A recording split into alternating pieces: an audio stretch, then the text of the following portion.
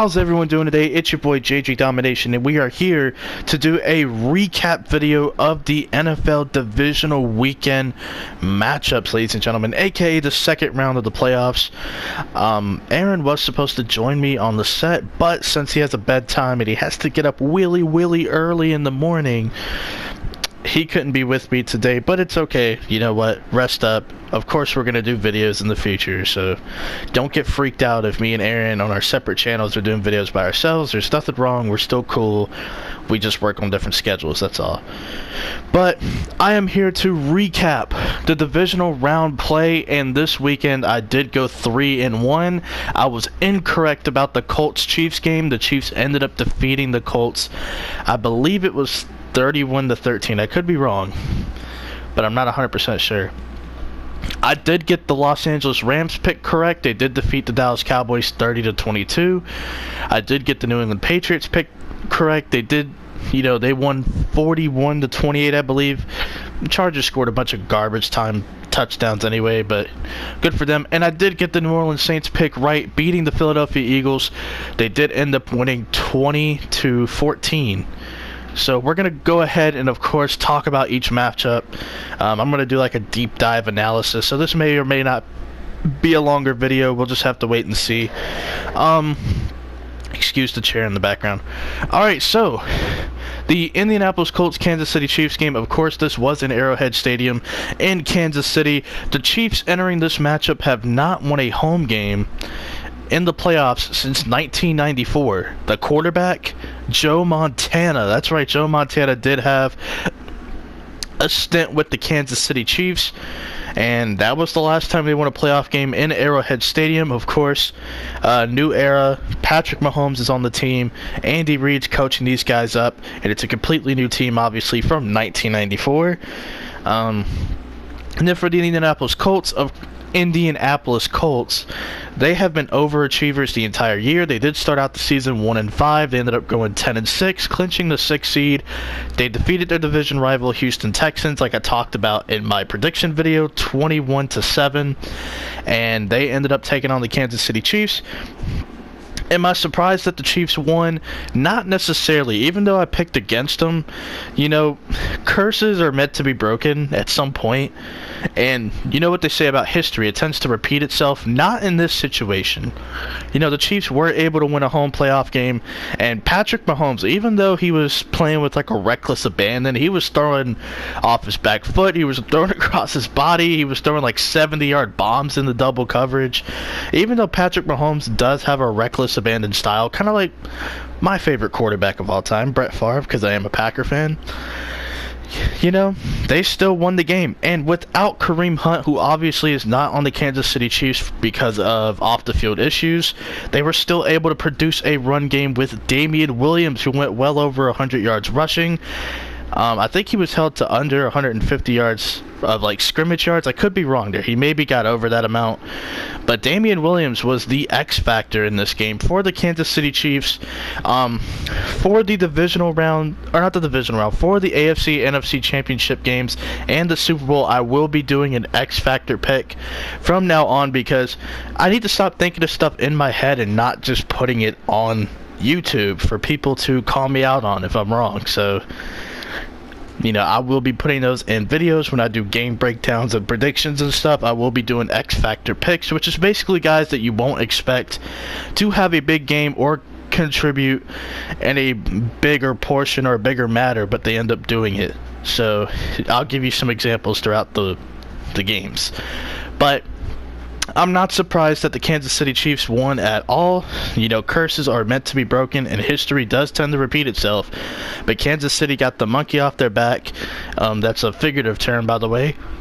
And, they were able to win a playoff game. As for the Indianapolis Colts, my personal opinion, I know their offensive line is really good. They've definitely revamped this offensive line in the last 2 seasons. And I know it's really good. Listen, I'm not going to take anything away from them, but they didn't look as dominant against Kansas City as they did against Houston. You know, Houston has some really big-time playmakers like J.J. Watt and Jadeveon Clowney, and the Kansas City Chiefs do as well with Chris Jones and Dee Ford. Dee Ford, by the way, had like 13 sacks on the year, and I think Chris Jones had about 15 and a half or something like that. And Chris Jones does have a pick six, and I think Dee Ford also has an interception. Could be wrong. But even though they were going up against the Kansas City Chiefs defensive line overall, I wasn't expecting them to, you know, get outplayed at times.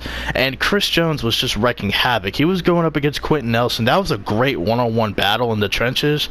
But Chris Jones got his wins. Quentin Nelson got his wins. But Chris Jones deflected a lot of passes. He wreaked havoc in different areas of the game. Big man getting his hands up and blocking passing lanes for Andrew Luck. And Luck, man, I'm going to be honest about Andrew Luck, okay? I know Aaron's really high on him. I think Aaron would consider him an elite quarterback. Man, it really hurts me to say this, but I just can't put him in that elite category. I can't. And this is exactly why. This game is exactly why I can't put him in that elite category. I don't want to hear the excuses of Andrew Luck has no offensive talent around him. Eric Ebron made the Pro Bowl. T.Y. Hilton should have made the Pro Bowl. But he had a great year. T.Y. Hilton's been the constant of this team. And listen, I don't value the Pro Bowl that much, but there are people out there who just, for some reason, love the Pro Bowl. I hate the Pro Bowl. Aaron hates the Pro Bowl. So that's not even really that big of an argument. But the same players that you've had throughout the entire process, when you went 1-5, when you went 9-1 on your last 10 games, when you beat Houston, there was no excuses about your offensive talent. So I'm not trying to hear those excuses when we're talking about their game against Kansas City. I didn't hear those excuses when they beat the beat the Cowboys 23-0 in the regular season.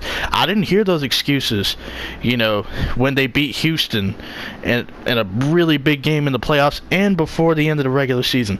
I didn't hear those excuses in Week 17 when they beat Tennessee. I didn't hear nothing about the lack of offensive help. Hell, Marlon Mack had the most rushing yards last week in the wild card round with 148. So I don't want to hear any excuses about the lack of help Andrew Luck has. Andrew Luck had his fair share of help. Yes, he did elevate some talent, and because the offensive line holds up, that allows for certain receivers to get open that normally couldn't get open with pressure in the face of Luck. But this is a pure example of a game that I just can't consider him elite.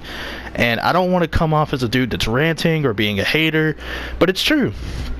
Listen, Andrew Luck, for a long time before the major injury, I was like, man, that was so impressive, that 28-point comeback against the Chiefs. And, oh, look at this game. Andrew Luck's on a tear. You know what? I think it's time we need to put him in that elite category. Then he gets injured. Then he misses 2 seasons. Then people forget how good he plays. And, yeah, he did have 39 regular season touchdowns. That's impressive. It's hard for a lot of quarterbacks in today's game to get 40 passing touchdowns for whatever reason. It used to be pretty common. Now it's kind of hard to. And, you know, even though he has 35, you know, touchdowns, right? Passing. He had 15 interceptions, but nobody wants to talk about that because it's Andrew Luck and the media loves him. No one wants to talk about the 15 interceptions. You know who else had 15 interceptions? Sam Darnold, who we are saying had a terrible rookie season by those standards. But that's none of my business. He had more interceptions than Josh Rosen, for crying out loud. And Josh Rosen was terrible for the Arizona Cardinals this past season due to all sorts of circumstances and just poor play. But he had more interceptions than a rookie. Rookies get an excuse for making mistakes because it's their first year in the league. They're learning the speed of the game, and they're learning how to be coached, you know, in the NFL. There's no excuse for Andrew Luck to have more interceptions thrown than Josh Rosen. Say what you want. The 39 touchdowns, impressive. The fact that this team was able to go on a winning streak with Andrew Luck at the helm, with Andrew Luck to play well. I mean, don't get me wrong, he plays like an elite quarterback. He plays like a top 5 quarterback at times. He plays like a top 10 quarterback all the time. But these are the games that I'm talking about. Listen, the Chiefs' defense, their secondary is ranked in the bottom 3. There's no excuse that you can't shred up a bottom 3 secondary statistically. And I know the Chiefs at home, they hold opponents to 18 points a game on average. I get all that. Home field advantage is a real thing. As we saw, that was the theme of the entire weekend. But bro, Andrew Luck, this was the game that I needed you to prove personally that you are an elite quarterback, and you didn't do it. I'm sorry. You're right there. You're like, look, the elite club has about 5 or 6 guys. You're like right there. You're like 1 foot in the door, 1 foot out. That's where I would put you. You're like almost tier 1, but you're a lot better than the guys in tier 2. And I feel the same way about Carson Wentz. I know people are calling Carson Wentz overrated because of all the injuries. When Carson Wentz is at his apex, at 100%, he plays like an elite quarterback. Say what you want. But I'm done talking about this game. I'm done. We're going to be here for like an hour. Anyway, Rams Cowboys. This is the second game. In my opinion, this was a must-win game for Sean McVay, and I said that in my prediction video as well. I did say it was a must-win because a lot of guys are hiring. A lot of teams are hiring the Sean McVay guys. And what I mean by the Sean McVay guys are like younger coordinators and guys who have been in Sean McVay's coaching tree, guys that have worked with Sean McVay in the past. Basically, if you worked with Sean McVay, if you shook Sean McVay's hand in a public bathroom, if you saw him at a restaurant and you got an autograph or a picture, you get to be a head coach in the league. Yes, it is that serious. And this was a big time win. They needed to win this game. They had home field advantage. Yes, they were going up against Dallas, who out of the 8 teams left in the playoffs, they had the best defense, in my opinion. And statistically, it's not even an opinion. Stats will back that up as well. They had the best defense left in the playoffs. But the Rams just got it done. And Sean McVay figured out this defense by like 10 minutes in the second quarter. He already figured him out. He's already scheming against Jalen Smith and Leighton Vander Esch. And the unsung hero in this game, the X Factor, C.J. Anderson, had 135 yards rushing and 2 touchdowns. He had more rushing yards than Todd Gurley. And Todd Gurley played a great game. He had 123 rushing yards and 1 touchdown. But the disappointing factor about this game was Ezekiel Elliott. Zeke only had 20 carries for 47 yards rushing. That's under 2.5 yards a carry for those that are good at math. That's under 2.5 yards a carry. I think that's like 2.35 or 2.4 something. That's under 2.5 yards. So basically, if you hand the ball off to him 3 times, it'll be like 4th and 2 or 4th and 3. That's not how you win games. And the Rams controlled everything at the line of scrimmage. Yeah, DeMarcus Lawrence got to wreak havoc here and there. Tyron Crawford made a play here or there. But the Rams' offensive line held their own end of the bargain, especially on that left side with Andrew Whitworth at left tackle, Roger Saffield at left guard, and John Sullivan at center. They definitely held it down on the left side. And credit to Rob Havenstein, who had to go up against DeMarcus Lawrence damn near the entire game. He did alright. But they controlled everything at the line of scrimmage. And on defense, they came to play against the run. Their run defense statistically has not been that great. And they came to play against the run today, or that day. I'm recording this Sunday night after the Eagles game. So yeah, they definitely came to play Saturday. So that was huge. And listen, Dak Prescott outplayed Jared Goff, but it's a team sport. Even though Dak Prescott played better, even though Dak Prescott was the guy with the touchdown and not Jared Goff, even though Dak Prescott was the guy with over 250 passing yards, they're not going to look at that. They're going to look at the win and the loss. And Dak Prescott, in my opinion, listen, unpopular opinion for some, Dak Prescott seems to play better, seems to play a lot better when the pressure's on. I don't know what it is. It's like when there's no expectations, it's just sink. He just sinks. He doesn't swim. He just sinks. But when there's a playoff game, even the playoff game he lost to Green Bay, or the Cowboys lost to Green Bay a couple years ago, he played a great game. He was able to keep up with Aaron Rodgers statistically, which is kind of hard to do. And you know, it's like the bigger the game, the better he plays, and he gets up for it. And I love that competitive mentality from Prescott. I mean, I'll give him credit where credit is due. But this Cowboys team, they gave up 30 points. Every time they've given up 30 points this year, they've lost. So there's that. Except for once, I think against the Giants. That was the one time. That was week 17. So there's that. And shout out to the Rams. They were able to play both sides of the ball on the line of scrimmage well. And in my opinion, I think I said it in the podcast, I think I told somebody this too, if they control the line of scrimmage and convert third down, they're going to win. And I was referring to the Rams. So shout out to the Rams. They're moving on to the NFC Championship game. And we'll talk about who they'll be facing soon. Alright, so the LA Chargers, the team everyone's high on. The Chargers are 9-0 outside of LA this year, but they haven't won in Foxborough since 2005. Yeah, I mean, that's all I kept hearing. Nobody wants to play the Chargers. And when everyone else was picking the Chargers, Mr. Unpopular Opinion over here, I get told that all the time. I just like to pick the unpopular thing. I picked the New England Patriots. I picked the old, boring, broccoli Patriots. I went with the old guys. I went with the unpopular choice. Everyone wanted to see the Chargers beat the Patriots, and I just knew they weren't going to do it.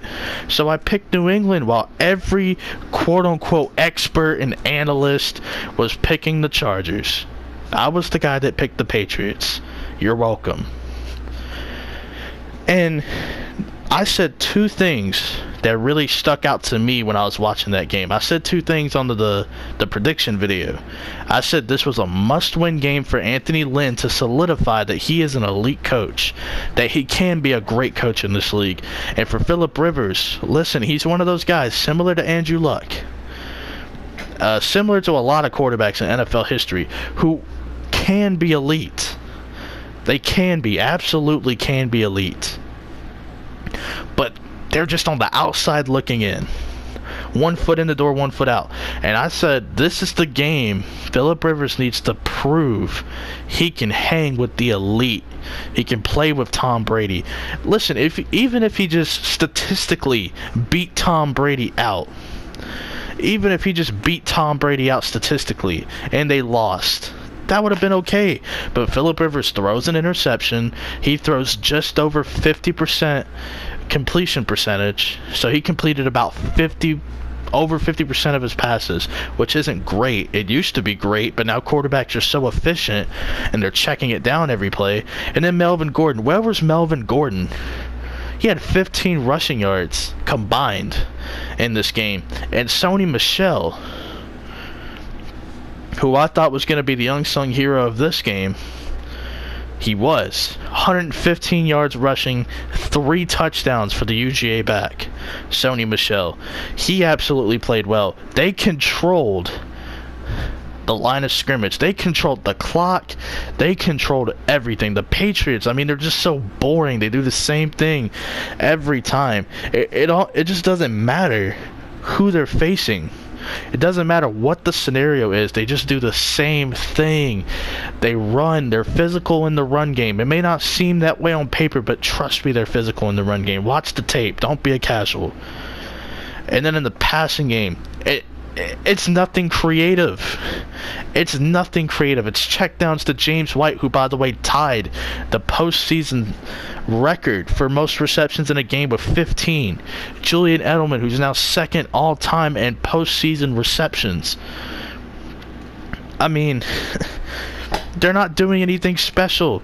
Tom Brady's not taking a bunch of deep shots. Brady's throwing 5-yard hitch routes and 4-yard out routes and 7-yard slants. I mean, he's not doing anything incredible. It's just fundamentally sound football. And on defense, even though they gave up touchdowns, a lot of them came in the fourth quarter when it was quote-unquote garbage time. So I'm not going to put a lot of stock into that. But Stephon Gilmore got an interception in the fourth quarter, which pretty much sealed the deal at that point. And at halftime, the Patriots were up 35-7. I mean, they were just running it up. They were just trying to embarrass these guys. But of course, they took their foot off the gas, but at the same time, played their brand of football. They didn't go away from what their identity was. They played their style of football. They didn't try to get cute. They didn't try to be sexy and glamorous. They just played their style of football. And that's how you're going to win football games, especially in the postseason. And now, look, the Patriots, since Tom Brady has been in the postseason, he's reached his 13th AFC Championship game out of 17 tries. So, look what you did, LA Chargers. When everybody in the world was picking you to win, I picked New England. There are just certain things you don't bet against. Look, the Chargers, I said this in the prediction video, the Chargers had the better roster. They had better running back in Melvin Gordon. They had the best receiver in the game, Keenan Allen. They had a young Hunter Henry who was coming back. The offensive lines, they were about even, but the Patriots proved that their offensive line's way better than the Chargers. And then on defense, I mean, the Chargers had the better pass rushers. They had the better linebackers. They had the better defensive backs. Overall, they had, better safety play. They had better sub-linebacker play. I mean, all of these things were just pointing in the Chargers' direction. If you were to break down the top 10 players in this game, 7 of them would have been on the Chargers. No doubt. You would have saw Tom Brady and Stephon Gilmore and, probably Julian Edelman in the mix for the top 10, or Rob Gronkowski. But there are 3 factors that the Patriots had that the Chargers didn't. Coach, quarterback, home field advantage. Listen, I love Phillip Rivers, I really do. I say he's the most underrated quarterback of all time. He hasn't won a ring, which is a team accomplishment, but that's just something that people need to look at to see if you're a good quarterback, which is ridiculous, because Dan Marino never won a ring, but people put him in the top 10 anyway. And then you have, people that are like, oh, rings are everything. Tom Brady did it all on his own. What are you talking about? He's the greatest of all time. That's not true at all. He's definitely made a lot of plays. But y'all need to stop giving this man credit, acting like he just does everything. The Patriots took care of what they needed to defensively, and the offense was conducted well. Brady did his thing. Josh McDaniels, came up with a great game plan. And listen, the Patriots are going to face the Chiefs, but the Patriots have not won a road AFC Championship game since 2004. As a matter of fact, since 2004, they're 0-3 against opponents in the AFC Championship game when the Patriots are on the road.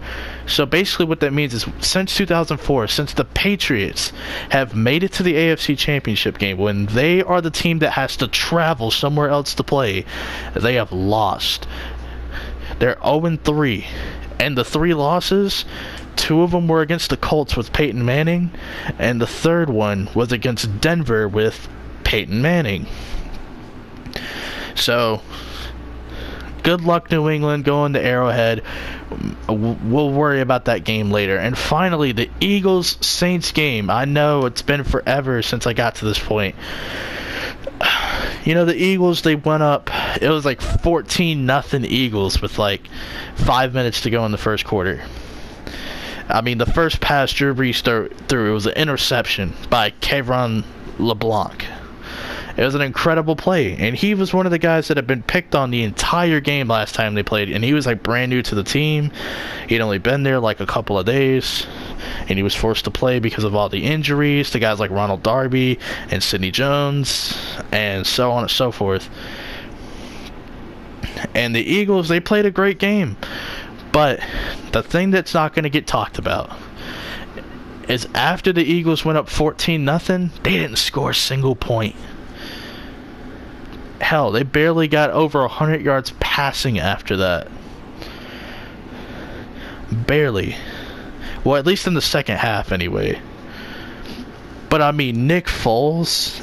listen, Nick Foles has come up big in a lot of games. This game, I'm not going to blame that second interception on him. But we'll talk about that later. But this game was crazy. Alright, so Drew Brees, he came out the gate struggling. He couldn't really do much in the first half. They were able to get 10 points in the first half. Of course, they got a second quarter touchdown, of course, and then they were able to get a field goal.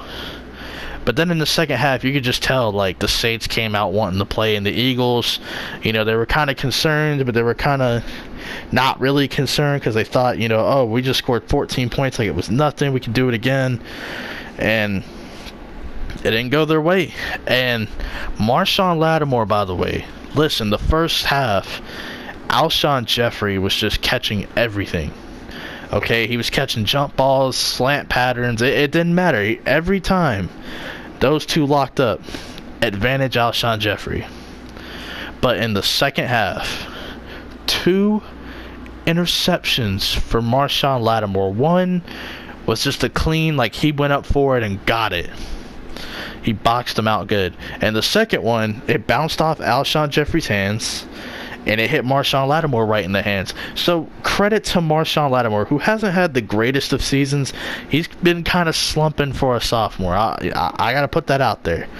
He's been slumping as a sophomore. And this pass defense for the Saints is 28th in the league in the regular season, but the second best rushing defense. And the only reason the Bears are number 1 is mainly because they held Todd Gurley to 58 yards, where the Patriots gave up about 78. So that's what really determined it, in my opinion anyway. But, you know, the Saints, I mean, give Marshawn Lattimore credit. I mean, first half he didn't play too well against Alshon Jeffrey. Second half he gets 2 interceptions. He's playing well. And throwing it to him, I mean, I'm pretty sure Nick Foles didn't have the greatest of passer ratings throwing it to him. So that's the Marshawn Lattimore of old, the guy that can make a play here and there. And if you throw it at him, it's not going to be a 50-50 ball. It's going to be like an 80-20 or a 85-15, because Lattimore is going to make the play, and he's going to make sure it falls incomplete. But credit to Drew Brees, of course, hanging in there, and credit to Nick Foles. I know Nick Foles didn't have a great game. You look at the stat line, you're like, oh, he sucked. But he made a lot of clutch throws. Okay, there were some third downs where I didn't know who he was throwing it to, and he magically finds Golden Tate, or he magically finds Zach Ertz. But, man, the Eagles, they're going to have a rough offseason. I mean, Nick Foles and Carson Wentz on your roster. I mean, there's no way they can afford both of them. And this is going to be a tough decision. Obviously, you want to keep the younger guy, Carson Wentz, because he's the most talented. He, longevity in terms of his age. But he's been banged up a lot ever since entering the NFL. He's missed a lot of games, and he's had a lot of major injuries. But with Nick Foles, it's almost like the offense gets a lot simpler with Nick Foles in the lineup, and it helps contribute to more wins, which we've seen throughout both postseasons. Even though they lost this game to New Orleans. I mean, Doug Peterson now as a coach is 4-1 in the postseason. So this is the first time he's lost in the postseason. Nick Foles, this is the second time he's lost in the postseason. The last time he lost was in 2013 to, guess who? The New Orleans Saints. So, shout out to both teams. They both definitely play hard. They both wanted it. And now our conference finals, or our conference championships, are set. We'll be seeing the Kansas City Chiefs hosting the New England Patriots, and we'll be seeing the Los Angeles Rams traveling back to New Orleans in a rematch. And ironically, both of these games are rematches. So Kansas City went to New England last time, and it was a 43-40 finish. New England ended up winning. Of course, Patrick Mahomes and Tom Brady both played incredible games, but the difference maker was the 2 interceptions from Patrick Mahomes. And for the Rams and Saints matchup, the Saints took an early lead. It looked like they were going to blow them out. They were up by like 18 points entering halftime.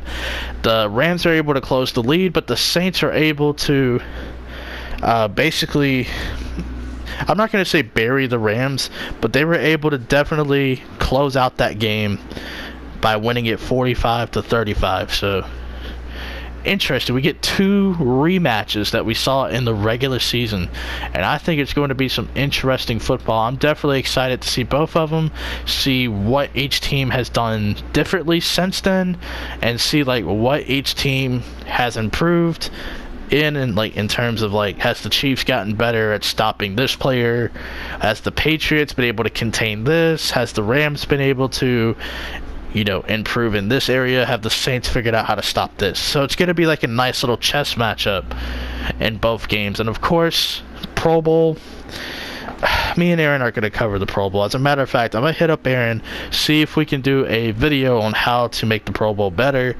And then Super Bowl, of course, we're gonna make our predictions, and we're gonna talk about the game, and then of course all of the great off-season videos about grading teams and quarterbacks and first-round picks, mock draft galore, free agency galore. I mean, it's a busy time of year. The off-season is busy, and that equals content. And we will definitely be pushing out some content on both channels. This has been it for me. Don't forget to like and subscribe, and definitely share the video to get eyes on the product, and subscribe to crew_beast242 if you have not already. That's Aaron. He's doing some cool videos. He's got some IRL videos, he's got hide and seek videos, and he also does his own content in terms of like Madden. He does some Fortnite. He might stream occasionally if I get onto him about not streaming, but hopefully you guys do enjoy, and peace.